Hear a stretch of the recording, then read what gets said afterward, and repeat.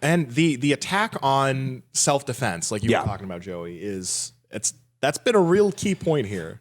Wouldn't you?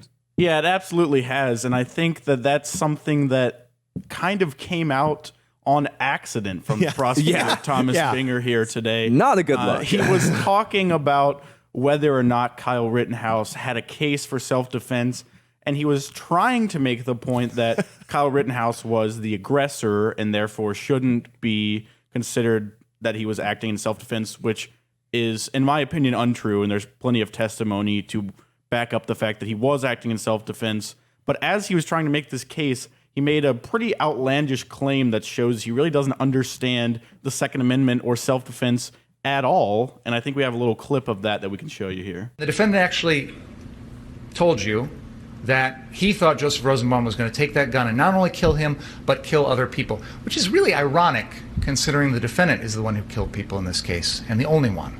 But putting that aside, they have to convince you that Joseph Rosenbaum was going to take that gun and use it on the defendant because they know you can't claim self-defense against an unarmed man like this.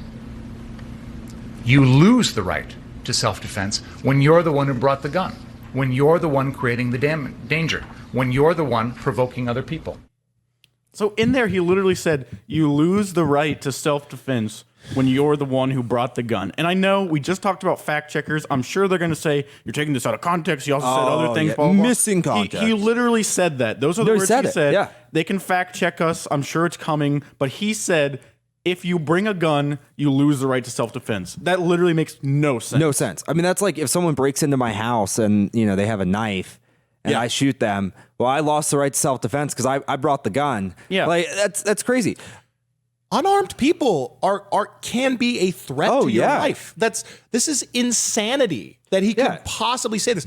The reason, this is the narrative. This is another narrative about policing that they keep trying to push. And this prosecutor, obviously he hates police, even though he's supposed to be on their side as the prosecutor, because every police officer knows this, is that if someone's approaching you, if someone's attacking you and they're not armed, they're still a threat to your life, and you have a right to shoot them if you deem that they are a threat to your life. Michael Brown, if we're gonna just go through all of the lies that the left has ever told about this racial justice nonsense, but this is the lie that began with the shooting of Michael Brown, who, after we all know that the officer was completely innocent in that case as well, despite this was, by the way, the case that started Black Lives Matter. Mm-hmm. Black Lives Matter was born out of this case, out of a lie that Michael Brown was murdered by a white police officer.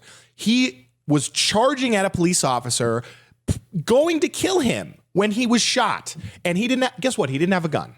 And that doesn't change anything. He was still a threat to that officer's life. Yeah, to me, I think that's what connects all these things. That's what connects this Kyle Rittenhouse case to Black Lives Matter, to the Jacob Blake case. You talk about an attack on self-defense, and I think that all you need to prove that point is to look at the very case that inspired these riots that Kyle Rittenhouse was there. That is a classic case of self-defense. He's holding a knife. I mean, the guy has a weapon. Yeah. The police told him to surrender. Yeah. He didn't. Blake. He tried to get in the car. Jacob Blake, this is. And so he was shot by the police officer. And they demonized that and said that police officer was bad. So if that's not self-defense, then nothing is.